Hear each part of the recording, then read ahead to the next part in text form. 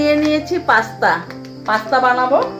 Pasta 2 packet নিয়েছি, কিন্তু 2 packet বানাবো না। 2 প্যাকেট বানাবো না কারণ খেতে ইচ্ছা করতেছে না। আমি 1 প্যাকেটই বানাবো আজকে আর কি। চলো 1 প্যাকেটটা এখন আমি সিদ্ধ করে নিই। এখানে জল দিয়ে দিয়েছি একটু, যতটুকু লাগে ওইটুকু, বেশি জল দেবো না, একটুই জল দিয়েছি। একটু তেল দিয়ে দিই যাতে পাস্তাটা লেগে না যায়। আর একটু নুন দিয়ে দিই।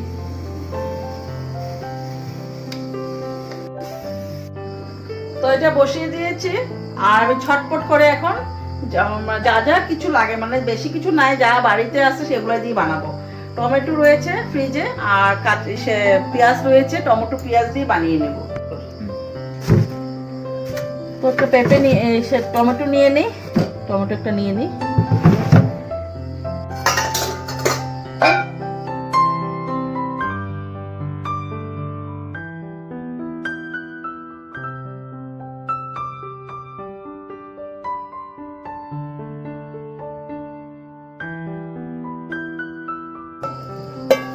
জলটা ঝরুক, এটার মধ্যে আমি পেঁয়াজটা আর সেটা কেটে নিই। তো এদিকে আমি কেটে নিয়েছি, টমেটো রয়েছিল, টমেটো কেটে নিয়েছি আর এদিকে পেঁয়াজ কেটে নিয়েছি। যা ছিল সেগুলো কেটে নিলাম। আর এটা তো তোমরা দেখলেই সিদ্ধ করে নিয়েছি। তাহলে চলো পেঁয়াজগুলোকে আমি আগে ভেজে নিই।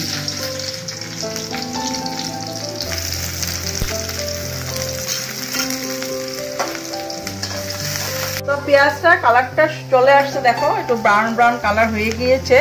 তো এখন আমি দিয়ে দেবো এই টমেটো।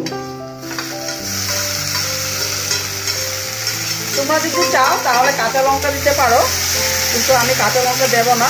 তো আমি লঙ্কাটা একটুখানি অ্যাভয়েড করি, কারণ ঝালটা বেশি খেতে পারি না, সেই জন্য। তো ভাজা হয়ে গিয়েছে, একটু নুন দিয়ে দিলাম আর একটু হলুদ দিয়ে দিলাম।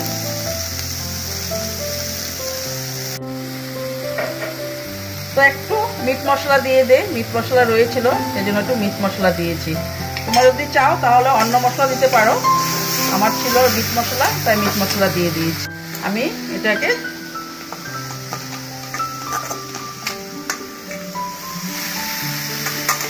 দিয়ে দিই।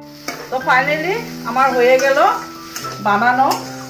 আর তোমরা এইভাবে বানিয়ে খেতে পারো যদি তোমাদের বাড়িতে কিছুই না থাকে খাওয়ার জন্য, তখন ঝটপট করে এই খাওয়াটা কিন্তু একদম কম সময়ের মধ্যে বানিয়ে খেতে পারো।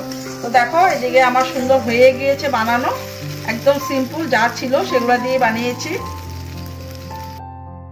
তাহলে চলো বন্ধুরা, ভিডিওটা বেশি বড় করব না। আর এই যে পাস্তা বানিয়েছি তোমাদেরকে দেখালামই, আর নিয়ে নিয়েছি আমার জন্য আর শিবমের জন্য। এই যে শিবমের জন্য আর আমার জন্য এদিকে নিয়ে নিলাম।